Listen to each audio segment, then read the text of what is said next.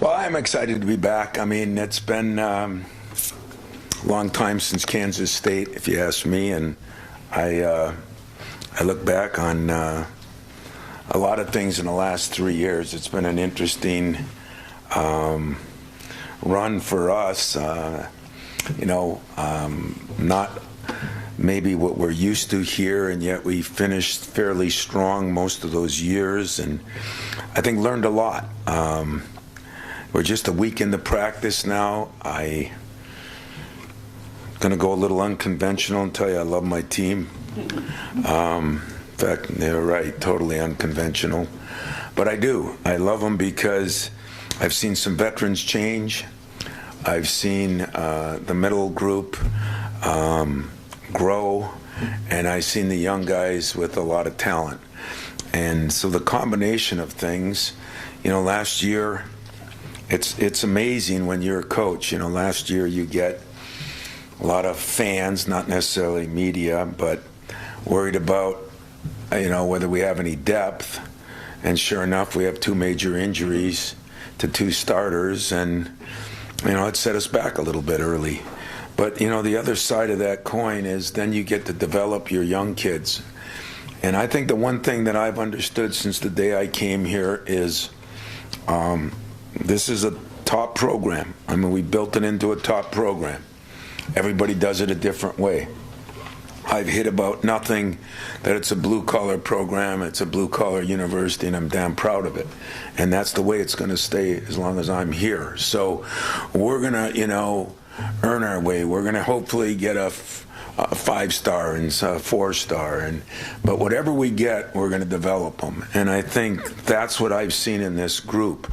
I also seen in the last 3 weeks to a month, and even over the summer, a little more hunger. We always tell our guys, you get in the NCAA tournament and you win the first game, and then anything can happen.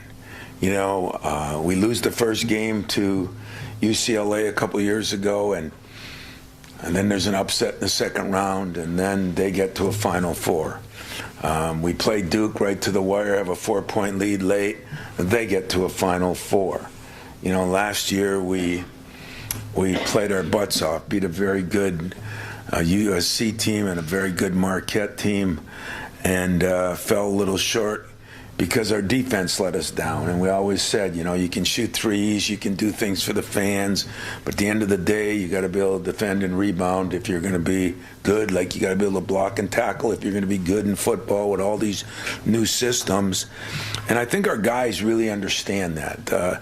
Tyson, Malik, AJ, it's been great how Jaden Akins, how much they understand, because last year we're an eyelash from moving to the next game, then there's some upsets again. And then, teams get to the finals that maybe you wouldn't expect to. So I think that's been a good thing for us. We've gone through some tough times. If tough times, it's great when tough times here, get into the Sweet 16 or the second round. That is the way it's supposed to be, so I'm not going to complain that people complain about it, because that's the way I look at it too. But too many people are looking to get there without going through any tough times. And that's not the way we've done it my whole career. So ain't broke, why fix it? We're a week away from Midnight Madness. We're trying to get some things organized where we have a progression here. That's always a special night. It's going to be on Halloween night. I appreciate most of you writers coming in today in your Halloween costumes. That was nice of you to help promote Midnight Madness. But what we want to do is get our community back engaged along with our fans. That's what Midnight Madness has been all about. People that can't get normal tickets. The community is important here. It's also important that we re-engage, after a lot of the things we've been through in the last couple of years, and, the shooting being one more recent that, helps separate a community or brings it together. And I think we've done a pretty good job of bringing everybody together. Midnight Madness will be a chance to bring those young kids It's always a struggle on when you open the doors because I don't want to intervene with high school football. But we're also trying to get some young kids involved, so someday there'll be Spartan fans, and who knows, there might be a 6', 8-year-old that turns into a 7-footer, and we get them someday. So we're going to try to do a good job with that. Our people have been on top of it. We also have 2 exhibition games, and a real neat thing happened there in a sad way, but we're playing Hillsdale.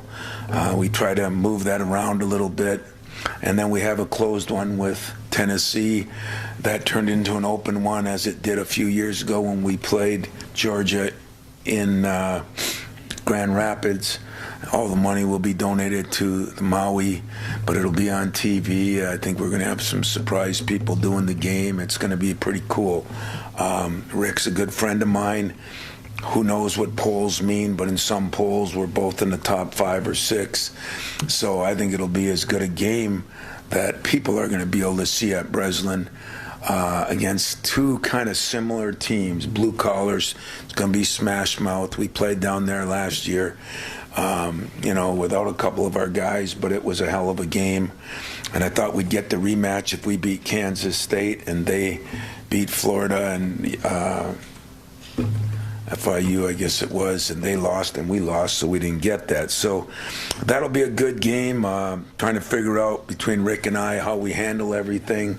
The only negative when you play a game like that of that magnitude is you want to keep in mind that the exhibition games are to get people a chance to play, and if the juices get going and all of a sudden you're worried more about winning the game, then it doesn't become as good of a learning. So Rick and I are talking about that a little bit, and we'll talk about that. I have seen our team ranked in the top 5, top 10. And people have asked me the question of, do you like that? And I always say, no, I love it. I love it. I mean, we're not 1997. We're 2023, and the program has earned the right to be considered a quality program. So if it's not ranked there, that upsets me more. I did not appreciate not being ranked, even though we deserved not being ranked for a couple years. I didn't sleep any better knowing there's no pressure on, because there's pressure on here every single day, and there should be pressure on here every single day. So I'm like my players, we're looking forward to the challenge. We're looking forward to living up to expectations. We know there's going to be pitfalls. We've got, again, I think a damn good schedule with Duke early, and of course we're going out playing Arizona. We've got Butler, we've got Baylor, and then some of our other non-conference games are against pretty good teams like James Madison and teams like that are going to be good. Oakland's always good, and so we have our challenges ahead of us. But I guess real quickly I could go through our roster, and then I'd really rather open it up to questions. But our seniors with AJ, Tyson, Marty, Malik, and the Hall of Famer Stephen Izzo, we should have great leadership. But leadership doesn't come from age. It comes from, and it doesn't always come from experience. It comes from who you are and what you are. I've really been pleased, and one of the things I talked to some coaches that maybe get all great freshmen and don't have anybody else. Having upperclassmen that are willing to help the younger guys.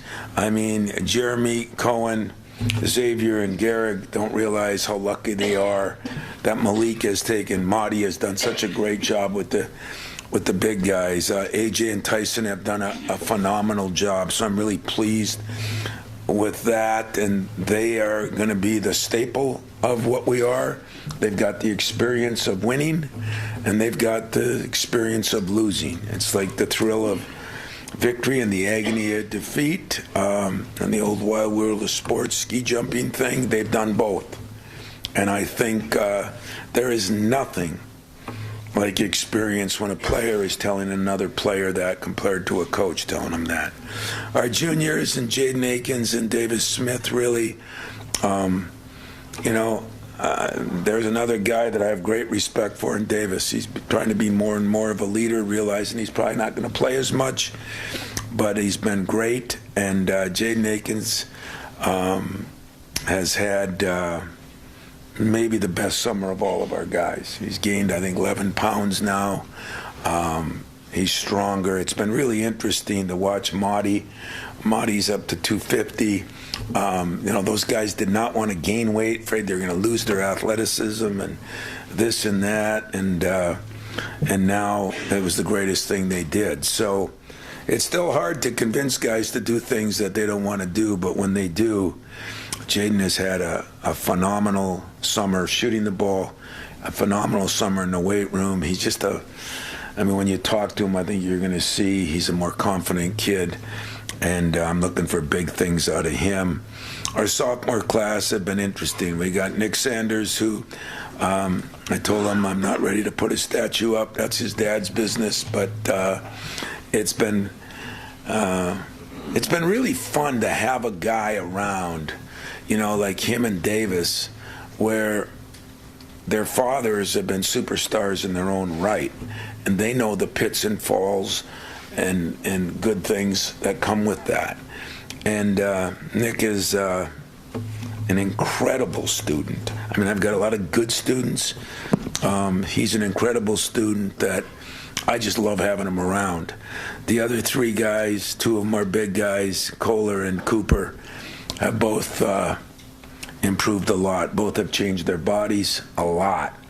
I give some credit to Lorenzo Guess, who was a player that Mike Garland and I recruited for Nick way back in the day, and then he did play a little basketball, but for Nick Saban, I remember picking him up on his recruiting visit and come full turn, and I think he's done a good job with those guys. Trey Holloman has been one of the more consistent players of the summer. And then our, I don't call them fabulous freshmen, but I guess they're damn good freshmen. Fears is my Mateen Cleaves, 20-some years later. He's a leader. He's vocal. He's helpful. He's gained a little weight. He's gained some strength. Has to still continue to work on his shot, but has all the qualities to be one hell of a guard here. Xavier Booker is probably the highest guy ranked. He's got a ways to go. He's got to get stronger. He's got to get more aggressive. But I've looked in the last, since school started, he's really starting to take a step in the right direction. And I give Marty, Malik, Kohler, and Cooper credit for that. They've been unbelievable with him. Doug Wojcik and John Borovich have done a good job with him. So I think we're making some progress there. Garrick Norman was the least rated and might be the best shooter. He is a lot like Matt McQuaid. Is in the same exact mold and maybe more athletic. Not quite as strong yet, but that's what being a freshman is. And Cohen Carr, I know most of you have seen him on highlight films end of the summer, and as I've told most people, probably my greatest coaching achievement.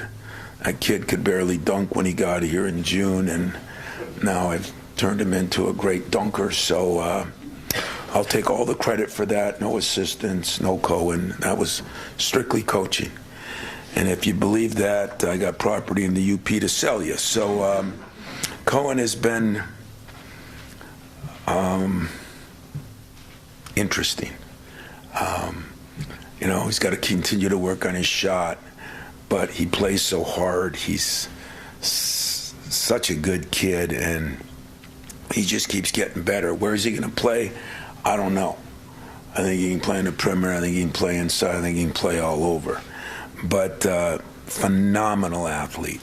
Jason Richardson was here a couple weeks ago, and I told him, you gotta move over. There's a guy that flying by you as far as athletically. Now, whether he can continue to grow as Jason did to become one of the better shooters in the NBA.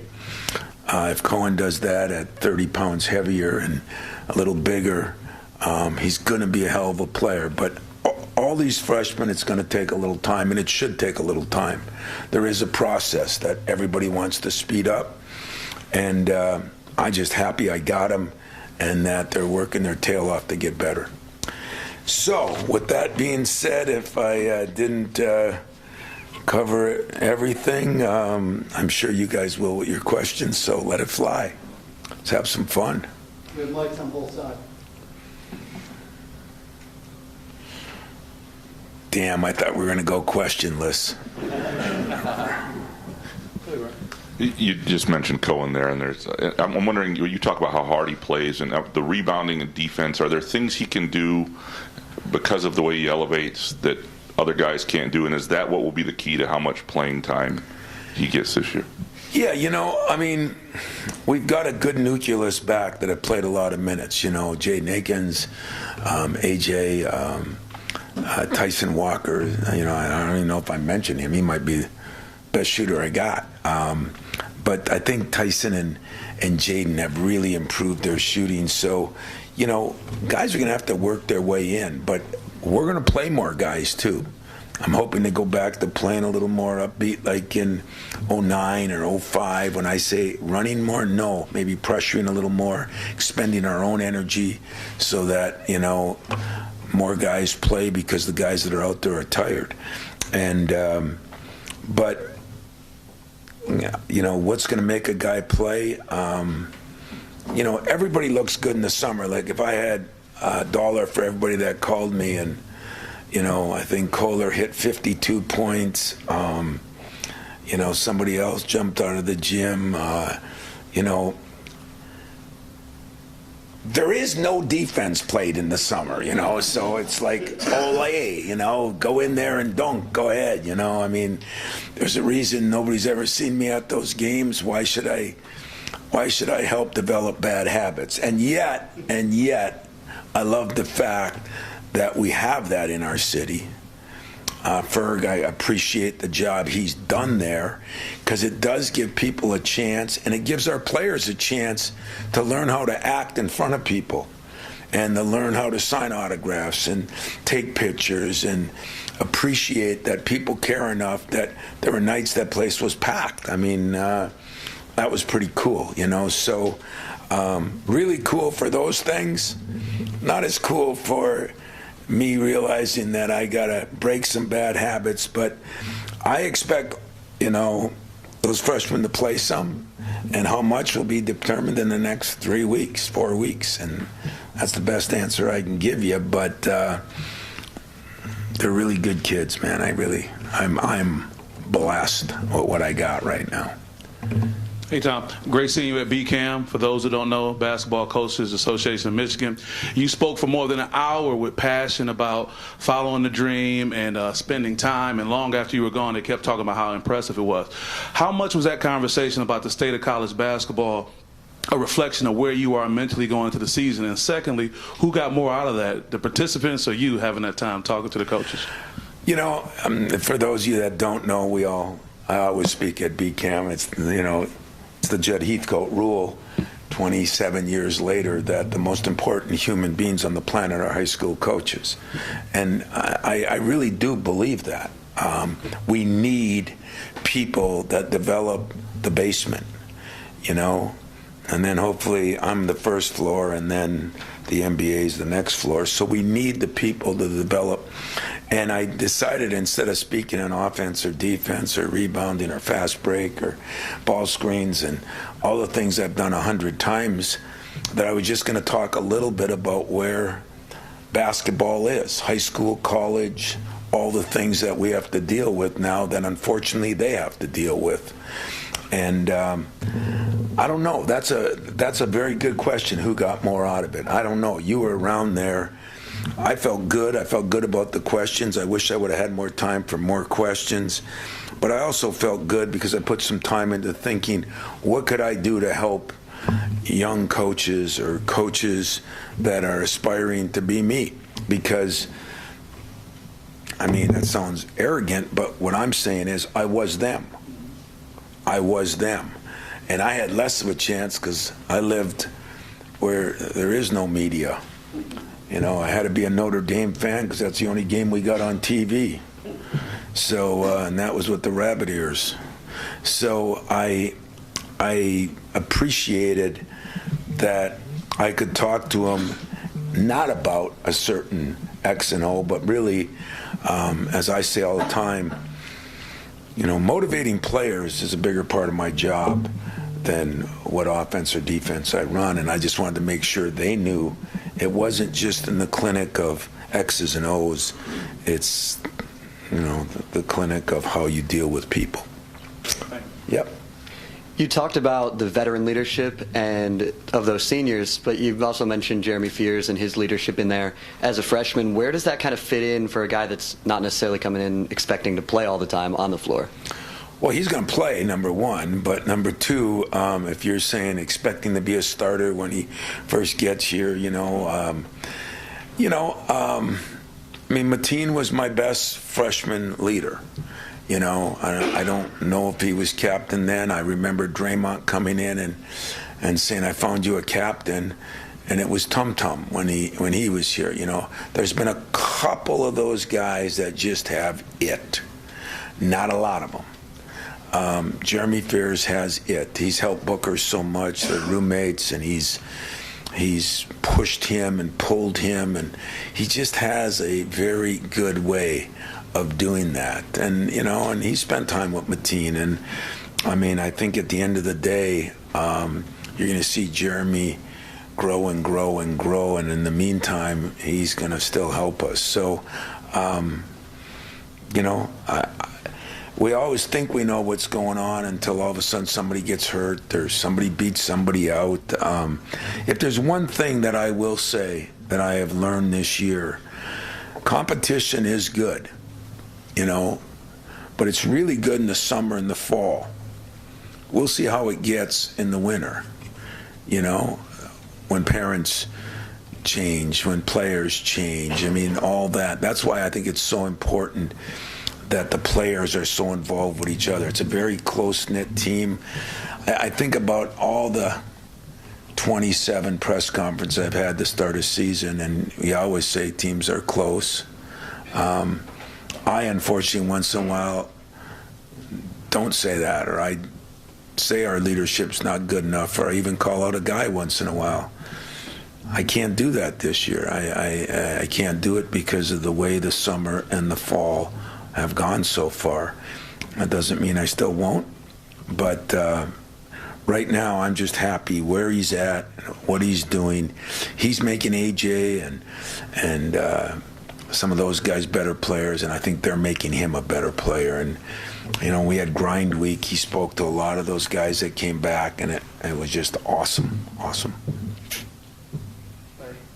Tom, as you look around college basketball, do you see reduced opportunities for freshmen because of the portal, maybe being unintended consequence, not looking at your team, but looking at last year and maybe looking around the country with teams that have twice as many transfers as they have freshmen? And do you think it's kind of a short-lived COVID thing because of the extra years that are floating around, or is it here to stay with the portal?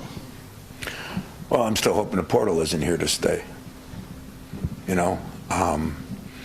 but I've told more than a few of you in this room, some that I talk to late at night, I haven't changed my opinion one time from 4 or 5 years ago before it even came out. I used the word unintended consequences to some key talking heads that never come down in the basement.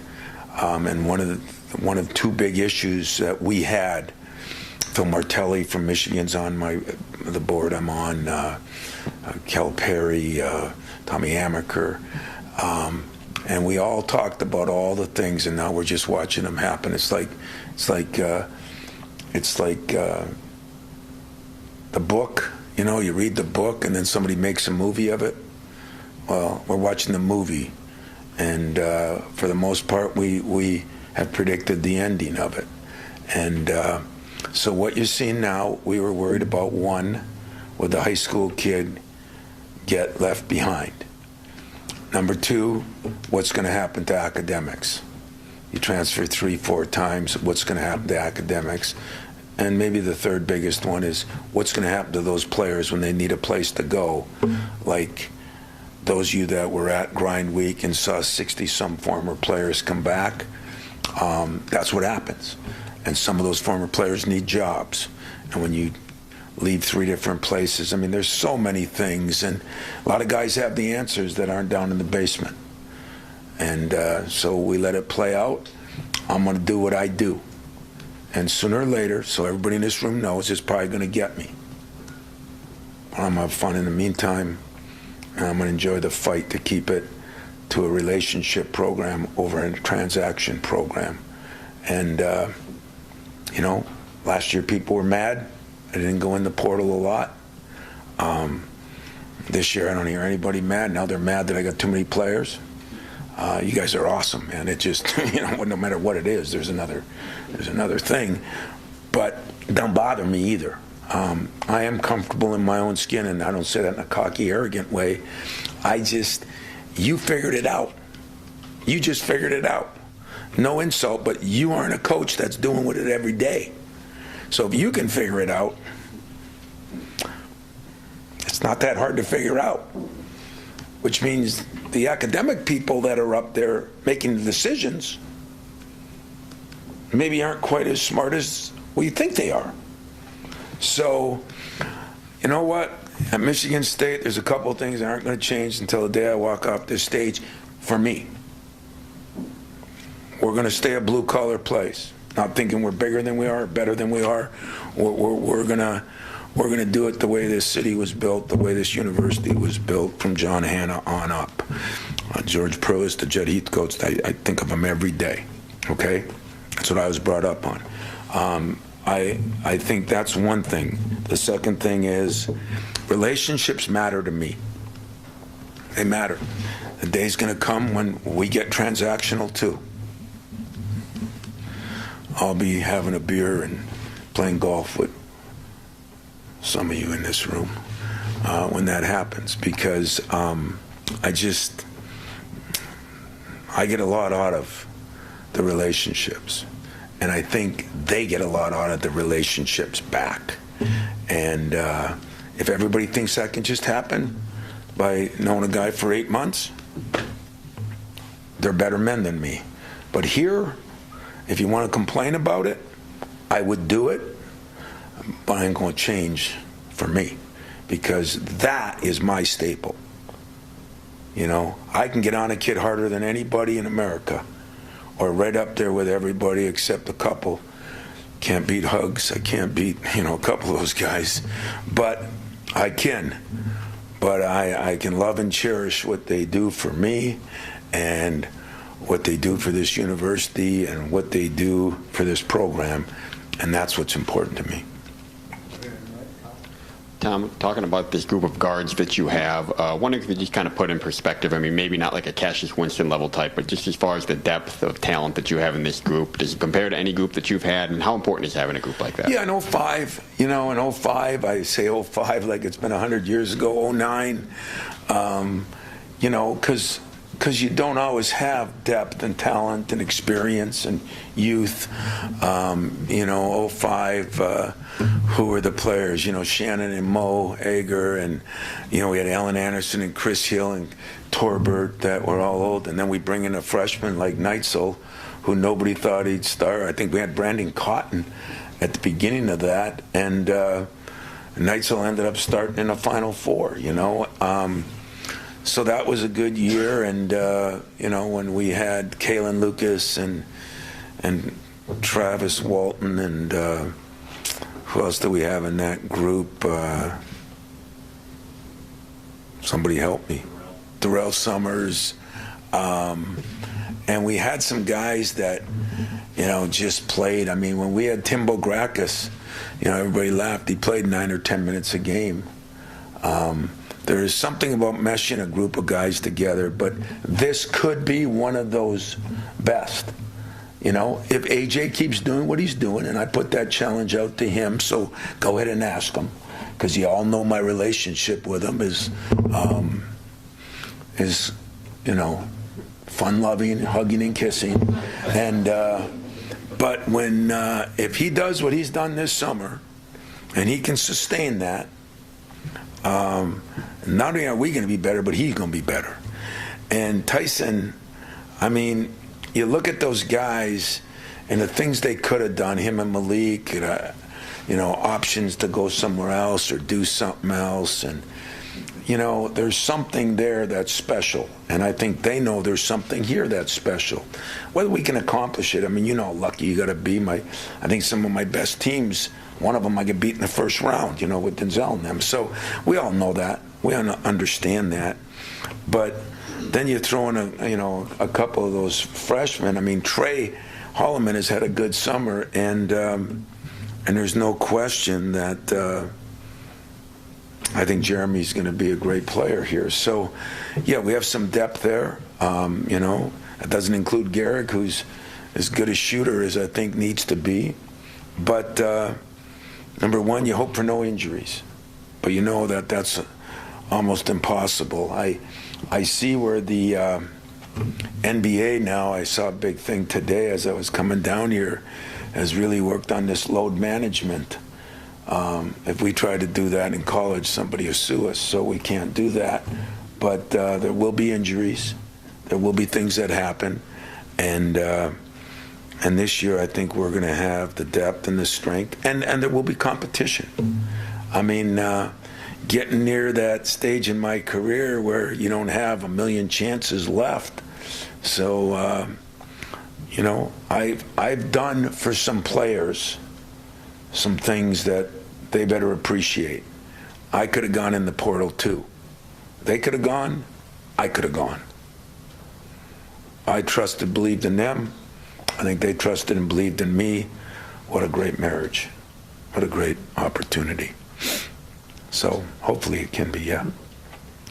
Tom, when Carson came in here, and he wasn't a long-time basketball guy, wasn't like a highly recruited guy for a long time or anything, but fast forward to this summer and the way he ended last season, all the caveats about Moneyball aside, it seemed like he had a different sort of confidence about him, like he sort of felt like he belonged more at this level. I'm just wondering what you've seen different in him in year two coming in here. Well, let me say this. One thing I think we've really improved on, and maybe it's me, right now I've got as good a staff as I've had, and I think those guys have done a great job. Having two former head coaches in Monty and Doug, I think has really helped us. Doug has worked with them, Monty has worked with the guards, and right now Cooper is, when you see him, he's gotten stronger, he's gotten longer. I think he's a lot better player than he was a year ago. He and Kohler have made just monstrous strides along with Monty. Now, what does that mean? The first thing someone should say, well, how many guys, big guys, can you play? And again, we're gonna. I just wish I would have saved all the hate mail of, why didn't you go into the portal, you SOB, and why didn't you do this, and why didn't you do that? And now it'll be, why do you have so many players, you SOB? I'm a SOB no matter what I do, but I'm also, I feel very good that, we didn't bail on some of those guys that weren't quite good enough. We believed in the process. We believed in building them. They're homegrown, and so they can understand too that there's other guys right alongside of them. And so I think in Carson Cooper's case, he's the longest and biggest of the bunch. He's probably got the best handle. He's not the best shooter, but he has been a phenomenal rebounder. He's a very, very intelligent kid off the court, and he's a very intelligent kid on the court. So he's got a lot of pluses, and they're all three going to play. That's a guarantee and a promise. They're all going to play. So, going to be fun. Tom, you talked about competition and also relationships. You have a really interesting roster. You have 4 senior starters and then a very touted 4-man freshman class coming in. I know competition will sort it out, but is that a unique challenge for you when you've got 2 groups that probably think very highly of themselves? Yeah, that's the good thing about me, man. I make sure they don't feel as high about themselves as they should. But, yeah, I got challenges this year, too. I mean, the coach makes money, so I got my job to do, and I know what it is, and I know that I have to manage things, and that's part of the deal, though. Part of the deal is you do have to manage things, and you do have to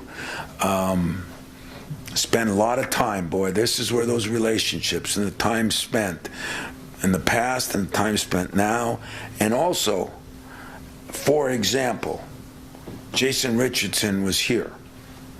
I showed a couple of kids his stats. Draymond Green was here. I showed a bunch of kids his freshman stats. Denzel Valentine was here the week before. I show a bunch of kids his stats and try to make them realize that, okay, there's a couple of schools that recruit all freshmen, and they, not all of them have done really well. I mean, in the last 13 years, I think we've been to 4 Final Fours. Some of those teams have been to 1. So, I have to sell winning and personal success.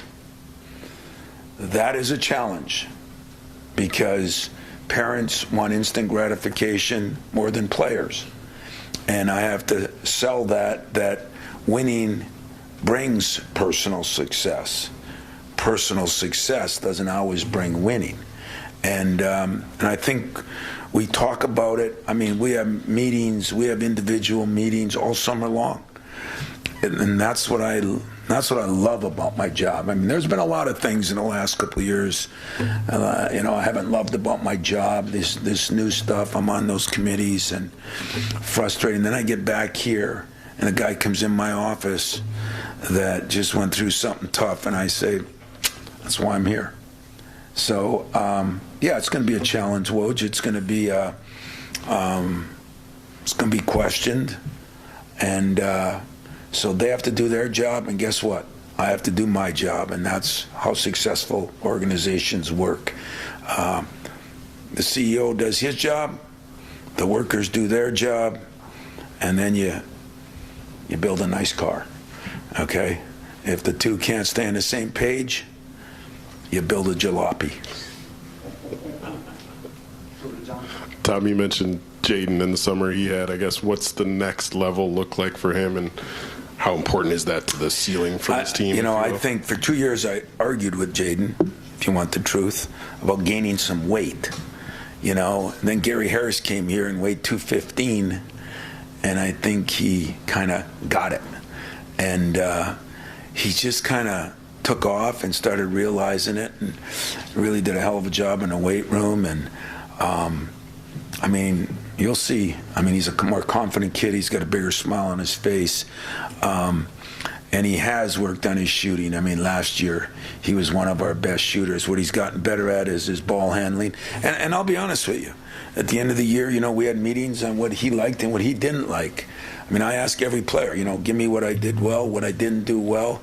One of the things, he thought he should have the ball more as far as being able to make decisions and all this. I can look you in the eye and tell you at the time, I didn't think he was ready for that. But I gave in a little bit. He understood a little bit.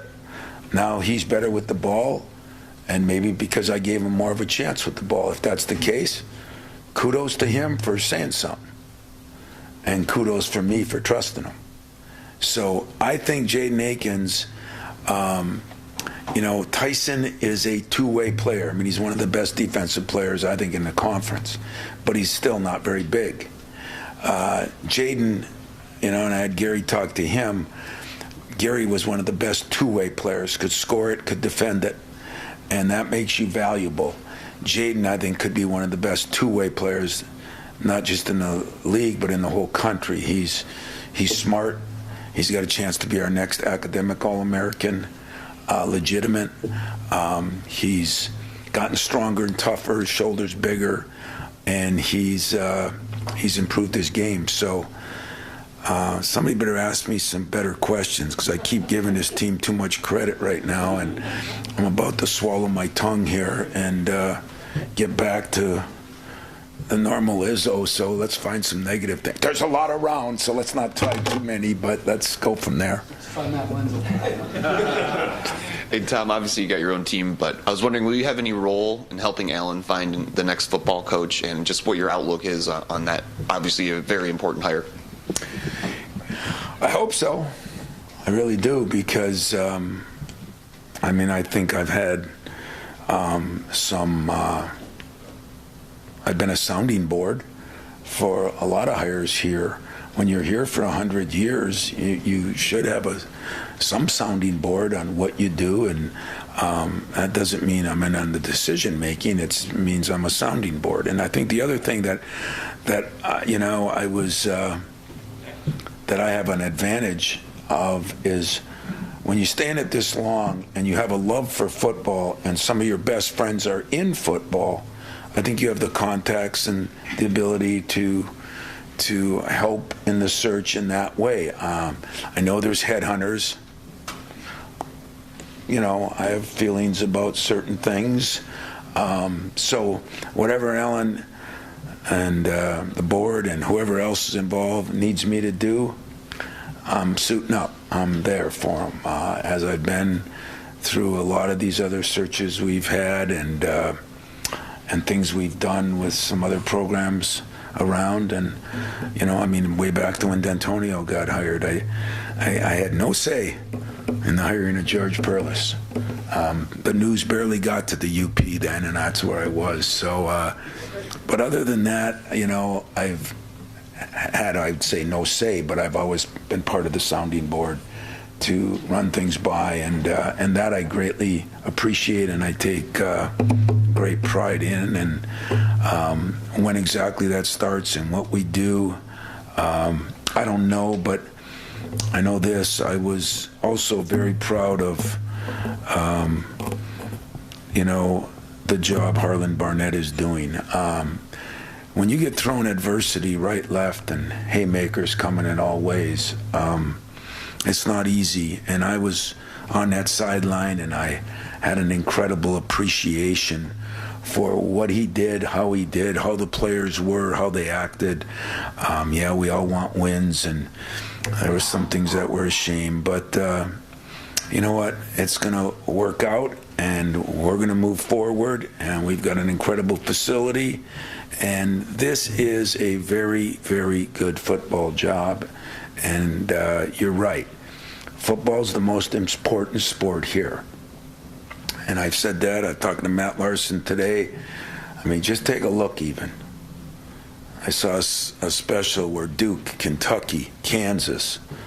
Those are the basketball schools of all basketball schools, and all their football is better because it's important in the big picture of not only raising money, but just exposure.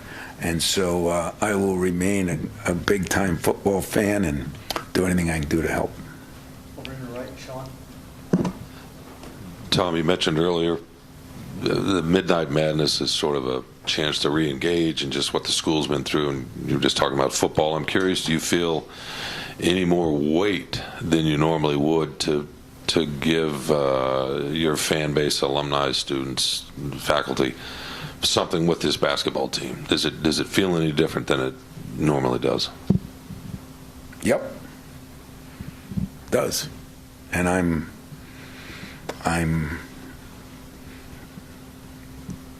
not excited that I have to feel that way, but I'm proud that I get the opportunity to represent the 650,000 living alums, and a lot of good friends of mine, and a lot of people that have put in a lot for this place. And it's I always say to a player, unless you've been through something, success never feels quite as good.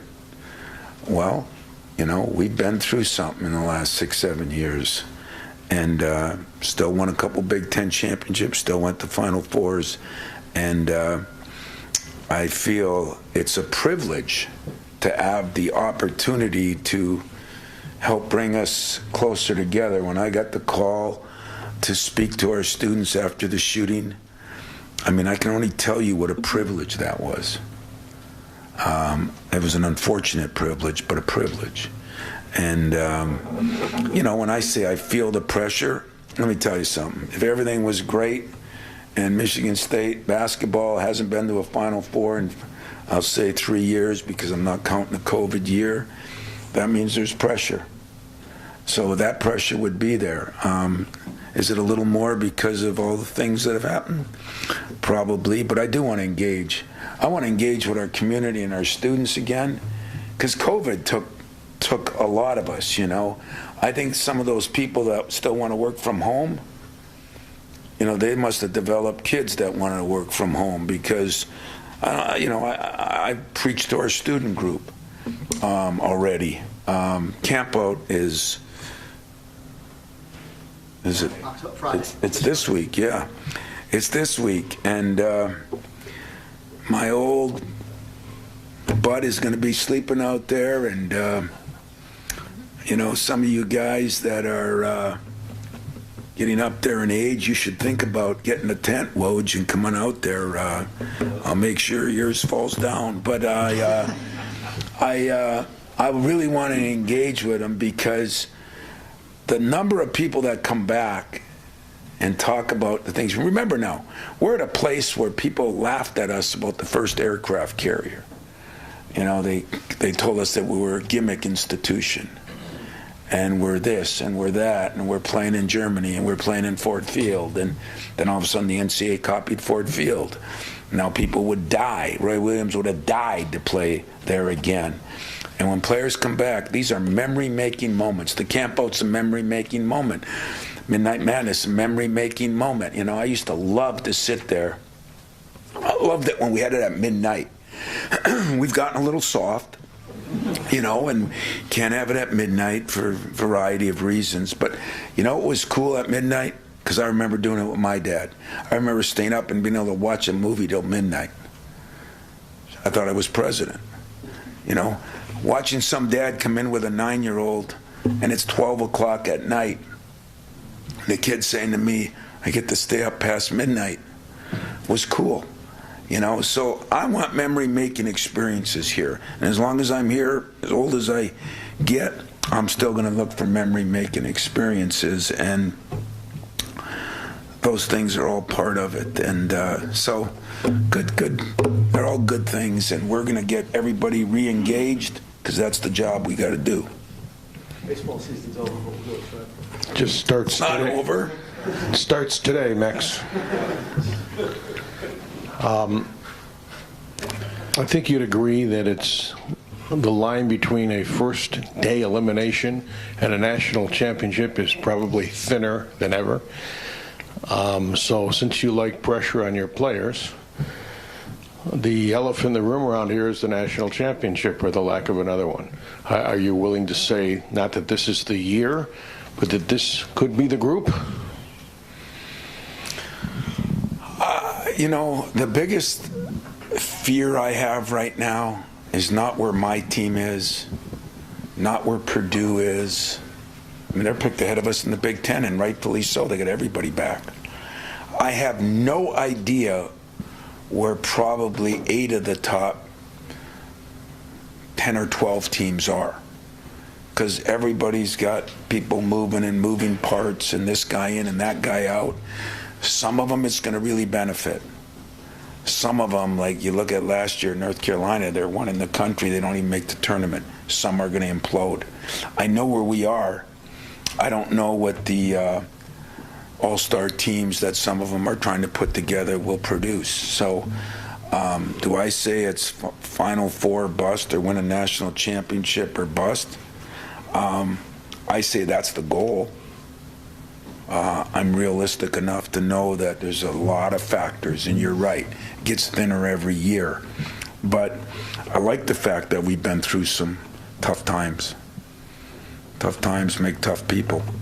And I think we've been battle tested a little bit the way our NCAA tournaments have gone. I mean, we didn't deserve probably even to be 13 up on UCLA.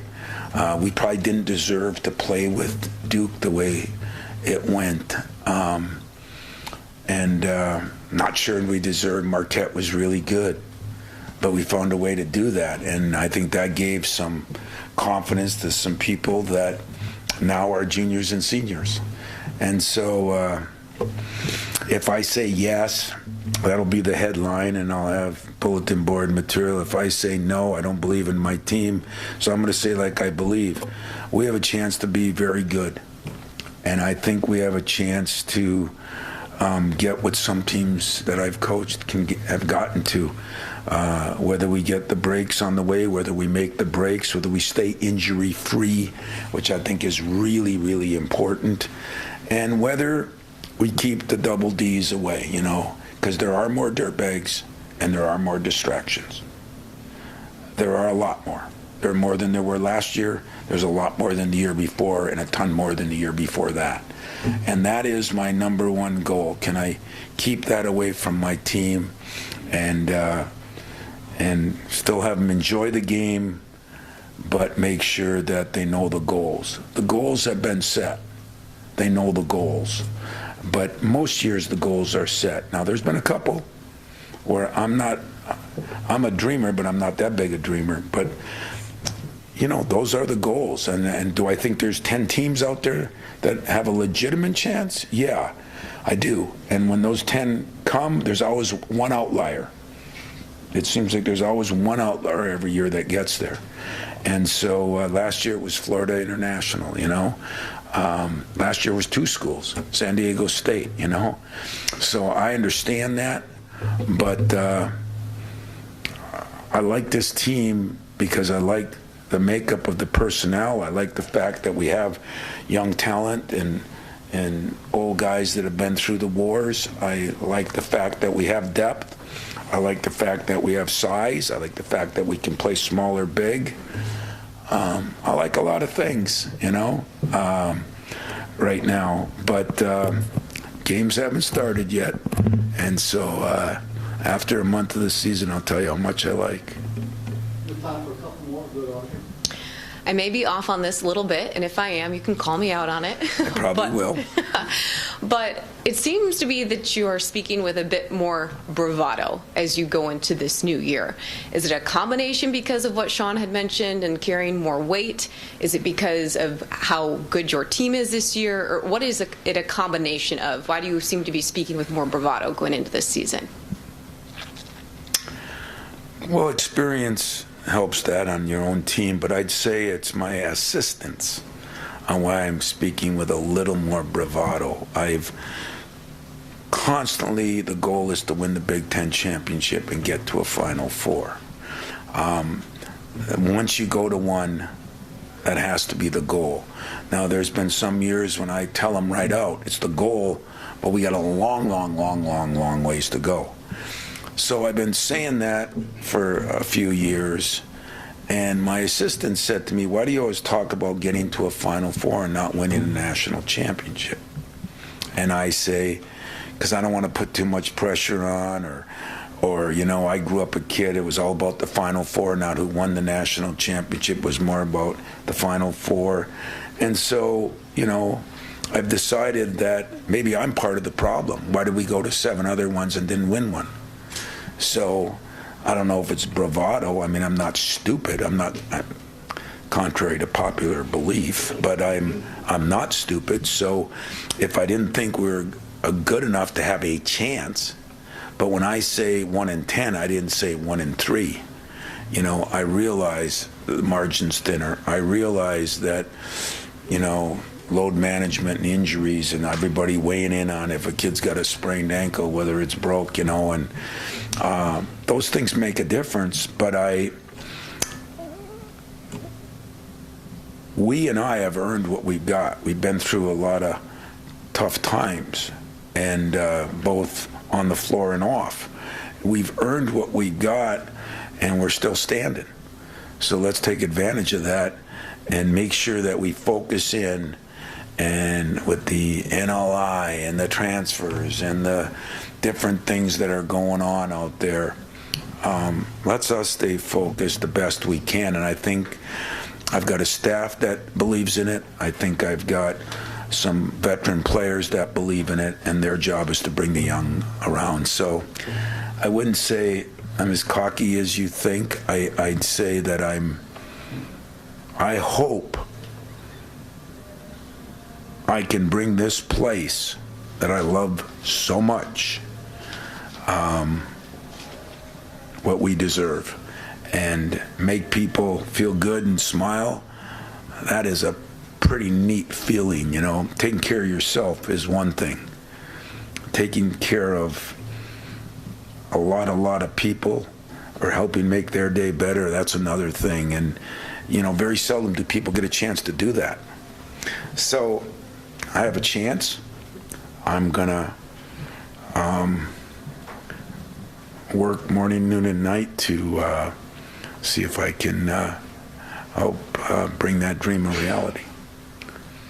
Yes? With all the hype coming in, you've kind of addressed this earlier, but where do you want to see this team improve without playing games right now? Well, I think the biggest area right now, we have to become a better rebounding team because at times we're a little smaller.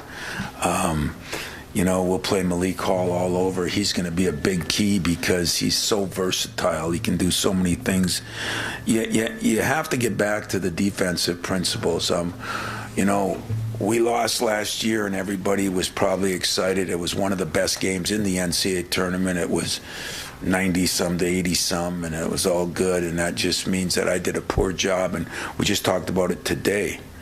We're going to have 15 different ways to cover a ball screen. So if we get a guy 5'2", or if we get a guy 6'10", that's at the point we're going to do a better job of covering them because I didn't do a very good job of doing that. So we have to grow as a team. We have to grow as a staff. We have to be prepared for everything that could be thrown at us. I mean, you know, the schedule's going to be interesting. You know, it's kind of weird, too. I mean, we play like teams like Purdue and Indiana and Ohio State once, and we play them at the end of the year. You know, I mean, it's really, I can't believe they haven't asked any questions on why Hawaii and Alaska were not admitted into the Big Ten, but it's really a different situation right now. A lot of moving parts, and we just got to focus in still. If you can defend and rebound, not turn the ball over, I've always, the last couple of years, we were better last year, but haven't done a very good job with the turnovers either, and that falls on me. And so they got to get better. I got to get better, and that's kind of why I have more bravado too. Is I feel good that I can look at myself in the mirror and say, you better get better, and we're going to try to do that. To be honest. I think that's all we have. What is this group over here? LA, you want to introduce yourself? Hi, LA Dickerson, Dan Twice. I know you. Hi. Is this your class? Yes, it is. And, What, are they afraid to ask questions or what? Who wouldn't let you? Well, just because her husband's a bad guy, that doesn't mean she is. So, you know, I'm going to give one of you. You want to huddle up and decide who's going to ask the question? I got my question got taken. I can't be put on the spot. I like it too that you don't even have a mic. You're doing it Uper style. So yell it out and I'll replace them. I'll reset it. What are you most excited for going into this year? What am I most excited for going into this year? In a class that I know is about journalism, what a generic question you asked that I think was very... I'm most excited about, I got a group of guys together that have had options to leave and stayed. You know, that didn't threaten, didn't ask for more, didn't do anything. I think I got a group that's appreciative of where they are and who they are. I just came off one of the greatest weekends a couple weekends ago you could have, and I'm excited that every once in a while you start questioning yourself, and then guys come back and you realize how good it is. So I'm excited. You know, I'm no different than anybody else. You know, we've had some things that have gone on that I say, God, you know, why us? And then I get a call and do a little thing on somebody who's got cancer, and I think, wow, how lucky am I? So as I get older, I think I'm appreciating more that I got a good bunch of guys. When you interview them today, I think you're going to see that They're a good bunch of guys that I think have a common goal. And I think I got a good bunch of alums that are helping us to understand that common goal. And I mean, Mateen has been unbelievable. You know, I told him about leadership. He said, "Don't worry, I got you covered." And I find out he's calling guys I don't even know about. That means you've got a special program, not a special team. And so I'm excited about the team, the program, and I'm also excited that, listen, we're going through a little bit of a tough time right now. I watched Harlan the other night. I was really proud of him. I look at what we're doing in our other sports. You know, I've had the privilege to be around some of our hockey recruits and had one at practice the other day and see what's going on there, and in wrestling. And I went to the volleyball game. I mean, I haven't been to a volleyball. That's my next thing, but that'll be this weekend. I went to a couple of soccer games. You know, we got a lot of things going for us here, and yeah, we've had some issues and some things that haven't gone perfect for us, but you know what? This has still been the greatest opportunity of my life, and somehow, some way, whatever time I have left, which plans to be a little more than a short period, I want to try to win another championship someday, but I want to try to make this still the great place that I know it is. So if that's pressure, if that's the weight of the world, that's what I signed up for. And more important, that's what I get to do. So let me tell you what your class gets to do. Your class gets to learn how to be good writers and not writing all the negative things all the time. Like your class, you have a class that's got to be better than this class here, okay? So that's what I want out of your class, and I'm just kidding all you guys. It's, you know, I don't know why anybody would get into that. But I don't know why anybody get into coaching anymore, except I make more money than you, you know, to be very blunt and honest about it. But other than that, I think we're both insane, you know. But it's great to have you here. Thanks for bringing your class. Tell Dan you did good, and I guess that's it. Is that it? Any more? What's that? Players are in the hall. Hey, seriously, thanks. I hope you have a good year yourself, and stay healthy.